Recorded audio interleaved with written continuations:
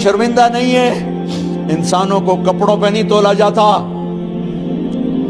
آج کا میرا دیس کا مالدار اتنا فقیر ہو گیا ہے، اتنا چھوٹا ہو گیا ہے کہ وہ اپنا تعارف کروانے کے لیے 50 لاکھ کی گھڑی لیتا ہے، 6 لاکھ کا جوتا لیتا ہے۔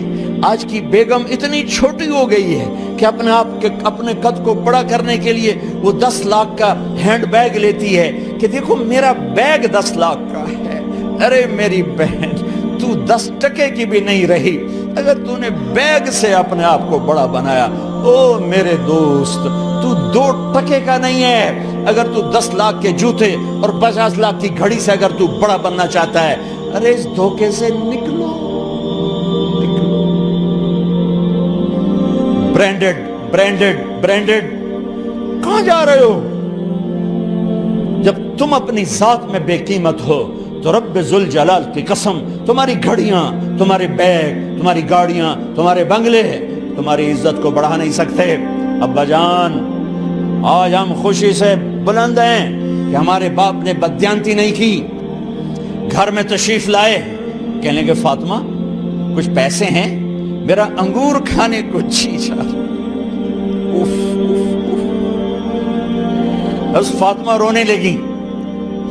فرمایا امیر المومنین، خزانہ تو بھرا پڑا ہے، 1 درہم کا بھی تیرا حق نہیں ہے کہ تو 1 درہم لے کے انگور خرید لے۔ تو تھوڑا پٹھے، فاطمہ میں جہنم نہیں برداشت کر سکتا۔ وہ میرے بھائیو جو دن رات سود میں پھنس چکے ہو، جو دن رات جوئے شراب میں پھنس چکے ہو، کیسے اللہ کے سامنے سرخرو ہو کر کھڑے ہو گئے؟ ایک رات گھر میں تشریف لائے، بچیاں، بیٹیاں،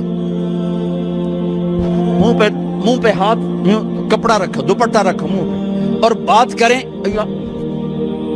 آپ نے پوچھا ارے کیا ہوا تمہیں، یہ منہ پہ کپڑا کیوں رکھتے ہو؟ تو خاموش ہو گئی، لیکن گھر کی خادمہ رو پڑی۔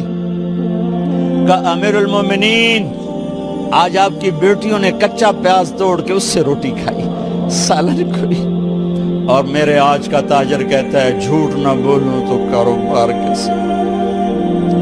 میرا افسر کہتا ہے رشوت نہ لوں تو گزارا کیسے کروں؟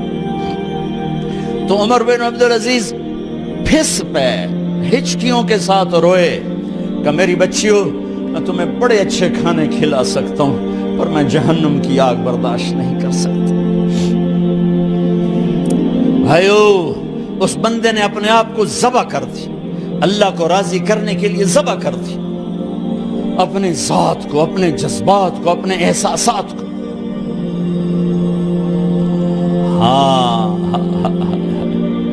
اب اللہ نے صلہ کیا دیا، جب انتقال ہونے لگا تو بلایا رجا کو، جو میں بات پہلے چھوڑ کے ادھر ان کی تھوڑی سیرت بتائی کہ رجا اب میں مرنے لگا ہوں۔ عبد الملک کالا ہو گیا تھا، ولید کالا ہو گیا تھا، سلیمان کالا ہو گیا تھا۔ یہ کیوں کالے ہوئے تھے؟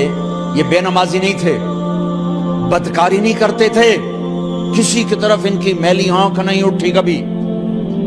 یہ ظالم تھے، ظالم، انسانوں کا خون پیا، مال میں خیانت کی، اس پر اللہ نے چہرے پھیر دیے۔ آج عمر بن عبدالعزیز جا رہا ہے کہ دیکھو میں جا رہا ہوں، مجھے دیکھو میرے ساتھ کیا ہوتا ہے۔ ان کا انتقال ہوا، ان کی میت قبر کے کنارے رکھی گئی اور اب نیچے اتارنا ہے۔ سلیمان کی میت کو اتارنے لگے تو ہلنے لگا اور عذاب قبر پہلے شروع ہو گیا۔ عمر کی میت کو جب قبر کے قریب کیا گیا، ایسے ہوا کا جھونکا آیا، ایک پرچہ ایسے لہراتا ہوا یوں آیا، یوں آیا، یوں آیا اور عمر کے سینے پر گر گیا۔ لوگ کٹھے ہو گئے، پرچے کو کھول کے دیکھا گیا تو اس پہ لکھا تھا بسم اللہ الرحمن الرحیم، براءۃ من اللہ لعمر بن عبد العزیز من النار۔